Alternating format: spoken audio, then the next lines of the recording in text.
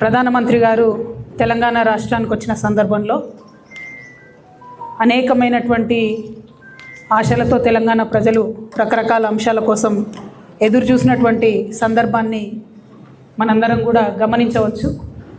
ప్రధానమంత్రి గారు తెలంగాణకు వచ్చి పొదుపు సూత్రాలన్నీ తెలంగాణకు చెప్పి పైసలు మాత్రం ఆంధ్రాకి ఇచ్చిర్రు అనేటటువంటి విషయాన్ని కూడా ప్రజలందరూ అనుకుంటున్నారనే విషయాన్ని ఈ సందర్భంగా భారతీయ జనతా పార్టీకి ప్రధానమంత్రి నరేంద్ర మోదీ గారి దృష్టికి కూడా తీసుకొస్తా ఉన్నాం.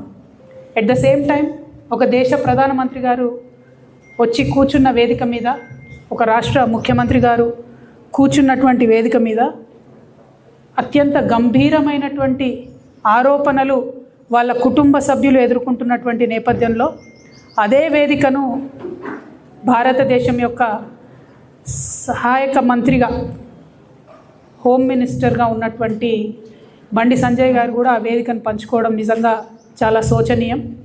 ఎందుకంటే వారి కుటుంబ సభ్యులు అత్యంత గంభీరమైనటువంటి ఆరోపణలు ఎదుర్కొంటున్నటువంటి తరుణంలో ఆ వేదికను వారంతట వారే పంచుకోకుండా ఉంటే బాగుండేది, మర్యాదగా ఉండేది. ఎందుకంటే వాళ్ళ సమాజంలో ఒక మెసేజ్ ఏమొచ్చిందంటే, ఇటువంటి రాజకీయ కుటుంబాలలో ఉన్నటువంటి వారి పిల్లలు ఏ తప్పు చేసినా సరే పోలీసులు మరి సరైనటువంటి చర్యలు తీసుకోలేని పరిస్థితి ఉంటుంది అనేటటువంటి ఒక మెసేజ్ వారు ఆ వేదికను పంచుకోవడం ద్వారా పోయింది. అందుకనే నేను రాష్ట్ర ప్రభుత్వాన్ని చేస్తున్నటువంటి డిమాండ్ ఏంటంటే, బండి సంజయ్ గారి కుమారుడు ఎదుర్కొంటున్నటువంటి ఆరోపణలో భారతీయ జనతా పార్టీకి ఒక అలవాటు ఉన్నది. ఇట్లాంటి నేరారోపణలు ఎదుర్కొంటున్న వాళ్ళని వాళ్ళు దేశం దాటిస్తారు మొదలు. సో బండి సంజయ్ గారి కుమారుడు ఈ దేశం వదిలి వెళ్ళిపోకుండా ఉండడానికి తక్షణమే మన తెలంగాణ పోలీస్ అధికారులు లుకౌట్ నోటీస్ లాంటిది ఇవ్వాలి. అన్ని ఎయిర్పోర్ట్స్లో కూడా వారిని మరి కట్టడి చేసే విధంగా ప్రయత్నం చేయాలి. మొట్టమొదలు ఆ పని చేసినట్టయితే తెలంగాణ సమాజంలో ఉన్నటువంటి మహిళలందరికీ కూడా ఒక విశ్వాసం వస్తుంది, పారదర్శకంగా మరి మంచి విచారణ జరుగుతుంది అనేటటువంటి విశ్వాసం ఒకటి వస్తుంది. ముందు తనను కట్టడి చేసిన తర్వాత మరి అమ్మాయి వాళ్ళ మీద వీళ్ళ మీద అమ్మాయి వాళ్ళు రకరకాల కేసులు పెట్టుకున్నారు. అది కోర్టు చట్టం ఎట్లా డిసైడ్ చేస్తే అట్లా జరుగుతుంది. కానీ ముందు తను బయటకు వెళ్లకుండా చూడాలి, పోలీస్ వాళ్ళు విశ్వాసాన్ని కల్పించాలి. రెండవది,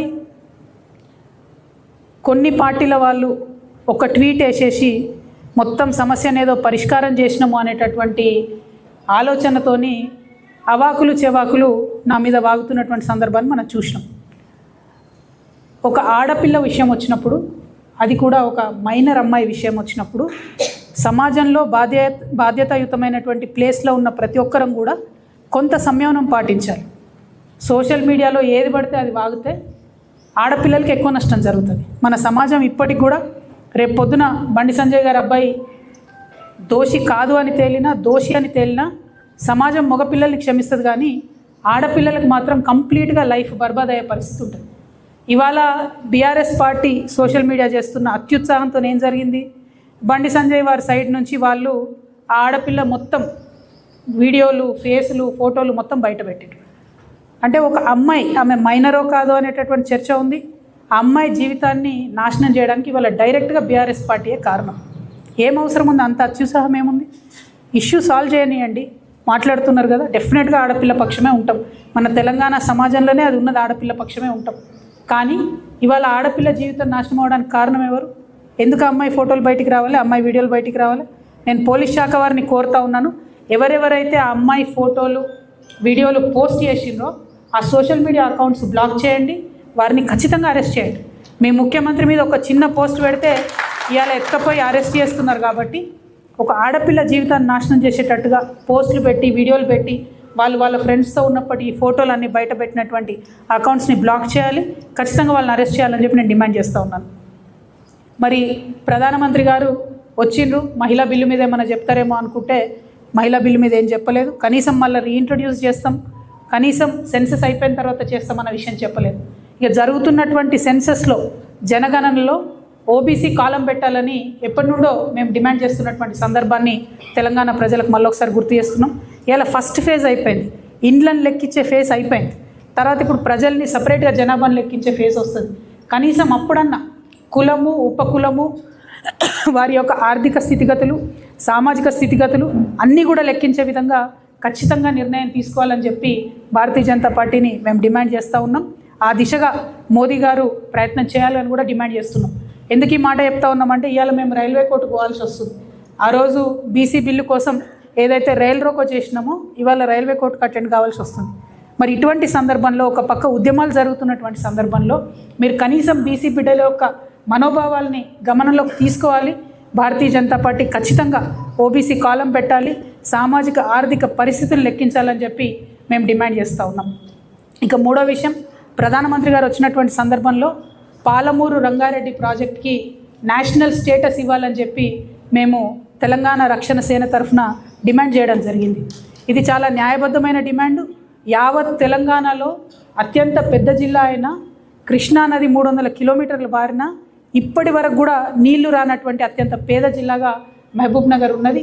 అన్ని ఇండికేటర్స్లో అది విద్య కావచ్చు, వ్యవసాయం కావచ్చు, ఉపాధి కావచ్చు, ఎట్లా చూసుకున్న మహబూబ్ నగర్ జిల్లా ఇప్పటికి కూడా ఉమ్మడి మహబూబ్ నగర్ వెనుకబడి ఉండడం అన్నది శోచనీయం. మరి అటువంటి జిల్లా బాగుండాలంటే కేంద్ర ప్రభుత్వం ఖచ్చితంగా పాలమూరు రంగారెడ్డి ప్రాజెక్టుకి నేషనల్ ప్రాజెక్ట్ హోదా ఇవ్వాలని నేను డిమాండ్ చేస్తూ ఉన్నాను. దానికి అనేకమైన కారణాలు ఉన్నాయి. సేమ్ మనం పాలమూరు రంగారెడ్డి జిల్లాకు ఉన్న పరిస్థితే పక్క రాష్ట్రంలో అప్పర్ భద్రాకు కూడా ఉన్నది. అయినా వారికి మాత్రం నేషనల్ ప్రాజెక్ట్ స్టేటస్ ఇచ్చిండ్రు. అయినా మన ముఖ్యమంత్రి ఒక మాట కూడా మాట్లాడకపోవడం అన్నది తీవ్రమైనటువంటి అన్యాయం.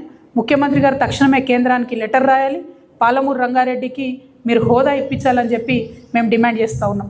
మేము మాత్రం తెలంగాణ రక్షణ సేన పక్షాన పాలమూరు రంగారెడ్డికి నేషనల్ ప్రాజెక్ట్ హోదా వచ్చేంత వరకు కూడా ఉద్యమిస్తూనే ఉంటామని ఈ సందర్భంగా పాలమూరు రంగారెడ్డి బిడ్డ ప్రజలందరూ కూడా మేము చెప్తా ఉన్నాం.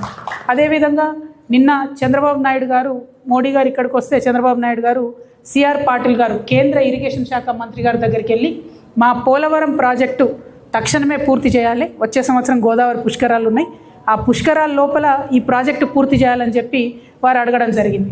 నేను మన ముఖ్యమంత్రి గారిని అడుగుతా ఉన్నాను, మీ గురువు గారిని చూసినా దయచేసి బుద్ధి తెచ్చుకోండి.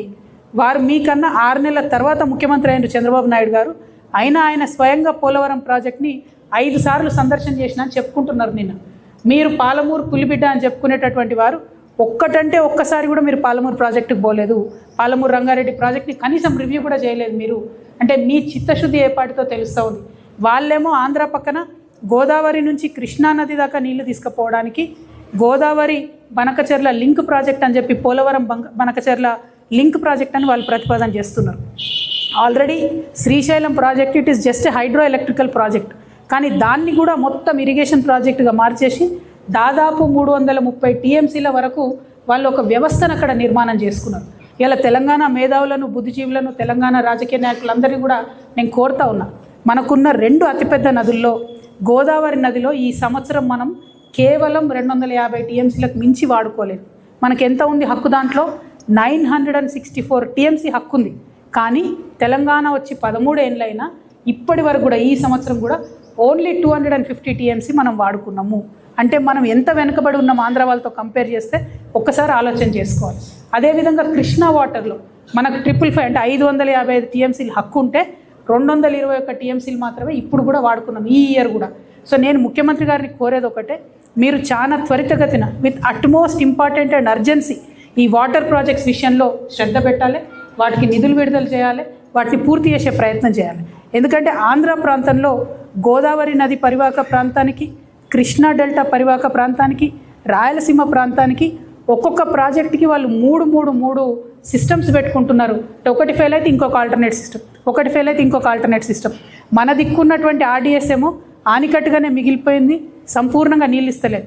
కానీ అదే ఆర్డీఎస్ కింద ఉండేటటువంటి సుంకేష్లను ఆనికట్ నుంచి వాళ్ళు బరాజ్ చేసుకున్నారు, దాన్ని అద్భుతంగా నీళ్లు తీసుకొని పోతున్నటువంటి పరిస్థితి ఉన్నది. కేసీ కెనాల్లో వాస్తవానికి తుంగభద్ర నీళ్ళు వారాలి, కానీ వాళ్ళు కృష్ణా నీళ్ళు తీసుకొని పోతున్నారు. చెన్నైకి నీళ్ళు తీసుకుపోతామని చెప్పి తెలుగు గంగ కావచ్చు, పోతిరెడ్డిపాడు కెపాసిటీ కావచ్చు, అన్నిటినీ కూడా డబుల్ చేసుకునే పరిస్థితి ఇలా కనబడతా ఉన్నది. శ్రీశైలం నుంచి మళ్ళీ బురద నీళ్ళు అంటే అత్యంత కింది స్థాయి నుంచి ఒక 3 టీఎంసీతో నీళ్ళు ఎత్తిపోసి రాయలసీమ లిఫ్ట్ ఇరిగేషన్ పెట్టుకుంటున్నారు. అంటే వాళ్ళు పెట్టుకోవడం మంచిదే, మనం ఎందుకు చేసుకోలేకపోతున్నాం అన్నది ఒక బాధతోని, ఒక ఆవేదనతోని నేను ప్రశ్నిస్తూ ఉన్నా. మరి డబ్బులు ఖర్చు పెడితే 1,00,000 కోట్లు అయిపోయాయి, 1,89,000 కోట్లు అయిపోయాయి. ఇప్పుడు ఈ గవర్నమెంట్ వచ్చినాక కూడా వేలాది కోట్లు ఇరిగేషన్ మీద ఖర్చు పెడతామని చెప్తున్నారు. గోదావరి నీళ్ళలో 1/4 వాడుకోకపోతే, కృష్ణా నీళ్ళలో 50% వాడుకోకపోతే, మరి దీని మీద అత్యంత అర్జెంటుగా ముఖ్యమంత్రి గారు మాట్లాడాలి. మా వంతుగా మేము తెలంగాణ రక్షణ సేన నుంచి గోదావరి కృష్ణాల నదీ జలాలను చక్కగా వాడుకోవడానికి మేము ఖచ్చితంగా ప్రజలు మాకు అవకాశం ఇస్తారు, మేము అధికారంలోకి వస్తాం. మా పార్టీ తరఫున వాటర్ కమిషన్ ఏర్పాటు చేస్తాం. అదేవిధంగా ఈ 2 నదుల నీళ్లను మనం ప్రతి సాగుయోగ్యమైనటువంటి ప్రతి గుంట భూమికి కూడా నీళ్ళు ఇవ్వడానికి 3000 ఎకరాలకు ఒక లష్కర్ని నియమిస్తాం. వాళ్ళ పని ఏముంటుందంటే ఎక్కడ కాలువ వచ్చింది, ఎక్కడ రాలేదు, ఏ చిన్న కాలువలో ఏ రిపేర్ ఉంది, ఏ పొలానికి కాలువ వస్తలేదని చూసేటటువంటి ఒక వ్యవస్థను ఏర్పాటు చేస్తాం. గోదావరి కృష్ణ పెద్ద నదులు కాకుండా అనేక నదులు ఉన్నాయి, మన ప్రాంతంలోనే పుడతాయి, మన ప్రాంతంలోనే అవి గోదావరిలోనో కృష్ణలో కలిసిపోతాయి. మూసీ కావచ్చు, ఇంకా అనేక నదులు ఉన్నాయి. వాటి మీద ఎక్కడికక్కడ చిన్న చిన్న సిస్టమ్స్ కట్టుకోవాలి. ఆ ప్రయత్నం, ఆ వ్యవస్థ అంతా ఆంధ్రాలో ఉంది. అందుకనే వాళ్ళు అన్ని నీళ్లు వాడుకోగలుగుతూ ఉన్నారు. ఇదే సంవత్సరం కృష్ణలో 771 టీఎంసీలు ఆంధ్ర వాడుకున్నది, మనం కేవలం 221 టీఎంసీ వాడుకున్నామంటే మనం ఆ సిస్టమ్ డెవలప్ చేసుకోవాలి. మీరు చూసినట్టయితే జూరాల నుంచి మొదలు పెడితే అసలు కిందికి ఆంధ్రకు నీళ్ళు పోయేంత వరకు కూడా దాదాపు 150 కిలోమీటర్లో ఒక్కటి కూడా మన దగ్గర ఎక్స్ట్రా సిస్టమ్ లేదు, చిన్న యానికట్ లేదు. మేము ఖచ్చితంగా అధికారంలోకి వచ్చిన తర్వాత చిన్న నదుల మీద గేట్లతో కూడిన చెక్ డ్యామ్లు కడతాం. 100 సంవత్సరాలు ఉండేటట్టుగా వాటిని కడతాం. బీఆర్ఎస్ హయాంలో కట్టినట్టు చెక్ డ్యామ్లు కట్టి 2 ఫోటోలు తీసుకొని కొట్టుకుపోయే చెక్ డ్యామ్లు కాకుండా శాశ్వతంగా ఉండేటటువంటి చెక్ డ్యామ్లను కడతాం. అంటే నీటి విషయంలో మా అంత కట్టినోళ్ళు లేరు, చేసినోళ్ళు లేరు అని చెప్పే బీఆర్ఎస్ పార్టీ నుంచి మరి ప్రధానమంత్రి గారు వచ్చిపోతే కనీసం ఒక్క ప్రశ్న లేదండి. ఒకటంటే ఒక ప్రశ్న కూడా, ఎందుకు మరి పోలవరం మన పాలమూరు రంగారెడ్డి గురించి మాట్లాడలేదు, ఎందుకు మాకు ఎక్స్ట్రా డబ్బులు ఇస్తలేరని చెప్తలేరు. వాళ్ళకు మాత్రం పోలవరానికి వేలాది కోట్ల రూపాయలు పోతున్నాయి. నేను మళ్ళొకసారి కేంద్ర ప్రభుత్వాన్ని విజ్ఞప్తి చేస్తున్నాను, బీజేపీ పార్టీని విజ్ఞప్తి చేస్తున్నాను. మా రాష్ట్రం వచ్చిందే నీళ్ళ కోసం, మాది కొత్త రాష్ట్రం, మాకు కూడా నేషనల్ ప్రాజెక్టు కావాల్సిందే. మీరు 16 ఇతర రాష్ట్రాల్లో ఇచ్చినట్టుగానే మా రాష్ట్రానికి కూడా నేషనల్ ప్రాజెక్ట్ హోదా ఇవ్వాలని చెప్పి మేము మరొకసారి డిమాండ్ చేస్తూ మీ అందరి దగ్గర కూడా నేను సెలవు తీసుకుంటున్నాను. బీసీ రిజర్వేషన్ గురించి డెఫినెట్లీ బీసీ రిజర్వేషన్లకు సంబంధించి ఓబీసీ కాలం ఏదైతే పెట్టాలని డిమాండ్ చేస్తున్నామో దాంతోపాటు ఇక్కడ నుండి పాస్ అయి పంపించినటువంటి బిల్లుల్ని కూడా మరి త్వరితగతిన గౌరవ ప్రధానమంత్రి గారు దృష్టి సారించి మా తెలంగాణ రాష్ట్రంలో పాస్ చేసి పంపించిన బీసీ బిల్లులు కూడా సాధ్యమయ్యేటట్టు చేయాల్సిందిగా డిమాండ్ చేస్తున్నాను. అది కాకుండా తెలంగాణ రక్షణ సేన నుండి మాకుండేటటువంటి కమిట్మెంట్ ఏదైతే ఉందో బీసీ రిజర్వేషన్ల పట్ల డెఫినెట్గా దేశమంతా తిరుగుతాం. 50% బీసీ రిజర్వేషన్ దేశవ్యాప్తంగా ఉన్న చట్టసభల్లో, అదేవిధంగా విద్యా సంస్థల్లో, ఉద్యోగాలలో సాధించడానికి మా వంతు ప్రయత్నం ఖచ్చితంగా చేస్తాం. నీటి విషయంలో కూడా మేము ఇదివరకే ఎప్పుడైతే పోలవరం బనకచెర్ల వాళ్ళు మొదలుపెట్టినరో ఆనాడే చీఫ్ జస్టిస్ ఆఫ్ ఇండియాకి, సుప్రీంకోర్టు వారికి మేము రాయడం జరిగింది. వారిని సుమోటోగా స్వీకరించమని చెప్పి మేము అడగడం జరిగింది. దాన్ని మేము రిట్ పిటిషన్గా కన్వర్ట్ చేస్తాం. మన తెలంగాణ ప్రభుత్వం యాక్టివ్గా బనకచెర్ల ప్రాజెక్ట్ని అడ్డుకోకపోతే మేము తప్పకుండా టీఆర్ఎస్ నుండి పోరాటం చేస్తాం, లీగల్గా కూడా ఫైట్ చేస్తాం అనే విషయాన్ని చెప్తున్నాం. సిఆర్ పాటిల్ గారిని అపాయింట్మెంట్ అడుగుతాం మేము ఖచ్చితంగా. ఆ అపాయింట్మెంటు వారు ఇస్తారని మేము భావిస్తున్నాం. ఇచ్చినప్పుడు మన రాష్ట్ర ప్రయోజనాలన్నీ కాపాడే విధంగా మనకున్న సమస్యల్ని కూడా సిఆర్ పాటిల్ గారికి, కేంద్ర ఇరిగేషన్ శాఖ మంత్రి గారికి ఇవాళ ఉత్తరం రాస్తాం. ఫ్యూచర్లో కలిసి కూడా విజ్ఞప్తి చేస్తాం. నీళ్ళ కోసమే పుట్టినటువంటి పోరాటం, నీళ్ళ కోసమే వచ్చినటువంటి రాష్ట్రం. అన్ఫార్చునేట్లీ 13 సంవత్సరాల్లో కూడా మనం ఏమాత్రం కూడా అడ్వాంటేజ్ తీసుకోలేకపోయినాం. కాబట్టి ఆ వ్యవస్థ కోసం టీఆర్ఎస్ పార్టీ, తెలంగాణ రక్షణ సేన పోరాడుతుందని తెలియజేస్తూ సెలవు. Thank you. జై తెలంగాణ.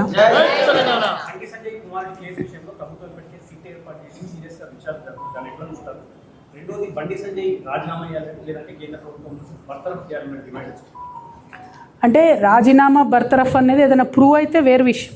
కాకపోతే వారు ఆ రోజు మీటింగ్కి వెళ్ళకుండా ఉంటే మంచి మెసేజ్ ఉండేది, మేము ఇన్ఫ్లుయెన్స్ చేస్తలేం అనే మెసేజ్ ఉండేది. మరి ఎందుకు పోయినరో ఆ మీటింగ్కి నాకు అర్థం కాలేదు. ఆ మీటింగ్ పోవడం వల్ల మాత్రం ఒక ఫీలింగ్ ఏమొచ్చిందంటే తెలంగాణ ప్రజలలో పెద్ద పెద్ద వాళ్ళ పిల్లలు ఏం తప్పు చేసినా కూడా చూసి చూడనట్టుగా పోతారనే ఫీలింగ్ వచ్చింది. అది కరెక్ట్ కాదు, దాన్ని సవరించుకోవాల్సినటువంటి పరిస్థితి ఉన్నది. ఈ రాష్ట్రంలో ముఖ్యంగా డీజీపీ సివి ఆనంద్ గారికి నేను డిమాండ్ చేస్తున్నా, తక్షణమే బండి సంజయ్ గారి కుమారుడు, అబ్బాయి పేరు చెప్తలేను ఎందుకంటే పాలిటిక్స్లో లేడు, పాలిటిక్స్లో లేని వాళ్ళ పేర్లు తీయాల్సిన అవసరం లేదు కాబట్టి బండి సంజయ్ గారి కుమారుడి పేరు మీద మీరు దయచేసి లుకౌట్ నోటీస్ ఇచ్చి మీరు సీరియస్ ఇన్వెస్టిగేషన్ చేస్తారనే విషయాన్ని ప్రజలకు అర్థమయ్యేటట్టు చేయాలని చెప్పి మేము డిమాండ్ చేస్తాం.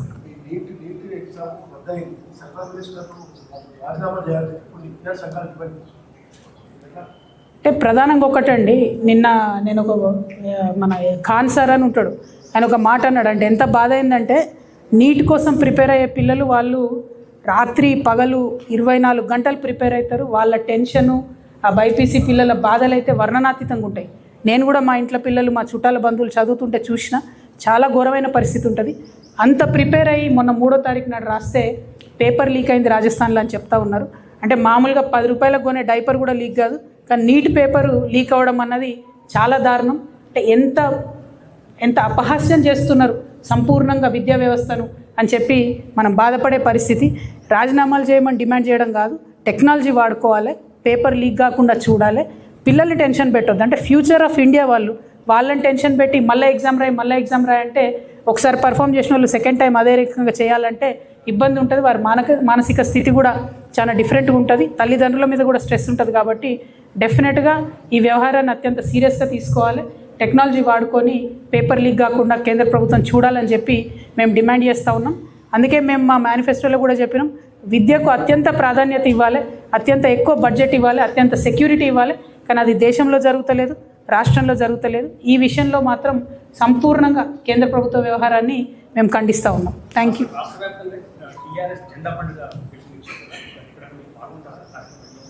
ఎస్, మేము ఈ మధ్యలో అంటే 28 లోపల ఒక్కసారి మళ్ళీ మా అన్ని జిల్లాలకు సంబంధించినటువంటి ముఖ్య బాధ్యత ఉన్నటువంటి వారందరినీ కూడా, బాధ్యులందరినీ కూడా కలిసి ఈ నెల 20వ తారీఖు నుండి వచ్చే నెల 20వ తారీఖు వరకు తెలంగాణ రక్షణ సేన జెండా గద్దలు నిర్మించుకోవడం, అన్ని చోట్ల జెండాలను ఆవిష్కరించుకోవడం, ఆ కార్యక్రమాన్ని చేస్తాం. నేను కూడా చాలా చోట్లకి వెళ్ళి ప్రత్యక్షంగా కొన్ని జిల్లా స్థాయిలో, కొన్ని నియోజకవర్గ స్థాయిలో, కొన్ని చోట్ల మండల స్థాయిలో, ఇంకొన్ని చోట్ల గ్రామ స్థాయిలో కూడా జెండా పండుగ కార్యక్రమాల్లో పాల్గొనడం జరుగుతుంది. వచ్చే నెల అంతా కూడా మేము దాన్ని పునాదిగా భావిస్తూ ఉన్నాం పార్టీ నిర్మాణానికి. దాని తర్వాత కమిటీలు, దాని తర్వాత మెంబర్షిప్లు, ఈ జెండా పండుగ చేసేటటువంటి పర్ఫార్మెన్స్ బేస్డ్గానే బాధ్యతలు ఇవ్వడం, ఇటువంటి అంశాలన్నింటినీ కూడా టేకప్ చేస్తాం. కాబట్టి తెలంగాణ రక్షణ సేనతో ఇప్పటికే ఇంక్లూడ్ అయి పనిచేస్తున్నటువంటి వారు ఇంకా అనేక మంది జాయిన్ అవుతామని చెప్పి వస్తున్నటువంటి వారిని కూడా నేను రిక్వెస్ట్ చేస్తున్నా. ఈ జెండా అనేటటువంటిది ప్రతి చోట ఎగరాలి, ప్రతి నియోజకవర్గంలో, ప్రతి గ్రామంలో, ప్రతి మండలంలో ఎగరాలి. కాబట్టి దానికోసం ప్రత్యేక శ్రద్ధ వహించాల్సిందిగా మీ అందరినీ కూడా విజ్ఞప్తి చేస్తూ ఉన్నాను. ఇవాళ తెలంగాణ రాష్ట్రంలో ఉన్నటువంటి రాజకీయ శూన్యతను అడ్రస్ చేయడానికి పుట్టుకొచ్చినటువంటి పార్టీ తెలంగాణ రక్షణ సేన. కాబట్టి మన జెండా ఎగిరిన ప్రతి చోట ప్రజలకు ఒక విశ్వాసం వస్తుంది, ప్రశ్నించే వాళ్ళు, పోరాడేటటువంటి వాళ్ళు, పరిష్కరించేటటువంటి వాళ్ళు ఉన్నారనే ఒక విశ్వాసం తెలంగాణ సమాజానికి ఇవ్వాలి. కాబట్టి జెండా రెపరెపలాడేలాగా చూడాలని చెప్పి తెలంగాణ రక్షణ సేన సైనికులందరికీ కూడా నేను పిలుపునిస్తూ ఉన్నాను. Thank you. జై తెలంగాణ, జై తెలంగాణ.